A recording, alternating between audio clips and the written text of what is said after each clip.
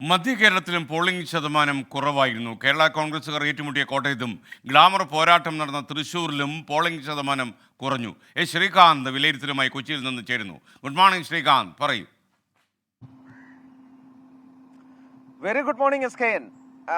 ഇന്നലെ ഈ തെരഞ്ഞെടുപ്പ് തുടങ്ങിയ സമയത്ത് രാവിലെ മുതൽ ഏതാണ്ട് ഒരു ഉച്ച വരെ കനത്ത പോളിംഗ് ആയിരുന്നു.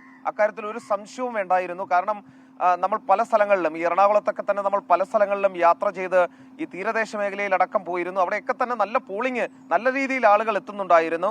അതോടൊപ്പം തന്നെ മറ്റ് ജില്ലകളിലെ, മറ്റ് മണ്ഡലങ്ങളിലെ കാര്യവും അത്തരത്തിൽ തന്നെയായിരുന്നു. പക്ഷേ ഉച്ചയ്ക്ക് ശേഷം ആ ഒരു ഒഴുക്ക് കണ്ടില്ല എന്നുള്ളതാണ് ഈ മധ്യ കേരളത്തിൽ നിന്നും നമുക്ക് എടുത്തു പറയാനുള്ള പ്രധാനപ്പെട്ട കാര്യം. അതായത് കോട്ടയത്തെ പോളിംഗ് 2019 75 നിന്നും 65 കൂപ്പുകുത്തി എന്നുള്ളതാണ് വസ്തുത. അതായത് 10% കുറവുണ്ടായി.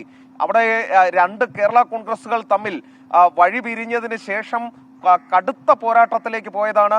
വലിയ തോതിൽ വോട്ട് പോൾ ചെയ്യപ്പെടുമെന്ന് കരുതിയതാണ്, പക്ഷെ അതുണ്ടായില്ല.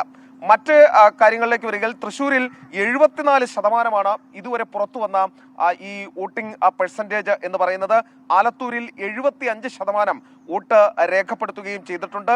എറണാകുളത്ത് ഏതാണ്ട് 69 രീതിയിലേക്കാണ് ഈ തെരഞ്ഞെടുപ്പിൽ വോട്ടിംഗ് പെർസെൻറ്റേജ് വരികയും ചെയ്തിട്ടുള്ളത്.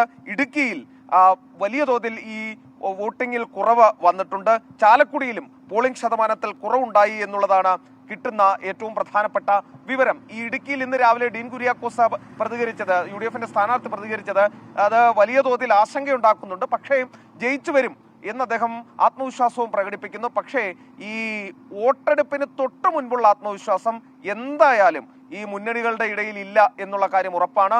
വലിയ ആശങ്കയിൽ തന്നെയാണ് അവർ. ഇത്തരത്തിലൊരു വോട്ടിങ്ങിലെ കുറവ് അതെന്തുകൊണ്ടാണെന്നുള്ള വിലയിരുത്തലും അവർ തുടങ്ങിക്കഴിഞ്ഞു. Thank you Srikanth.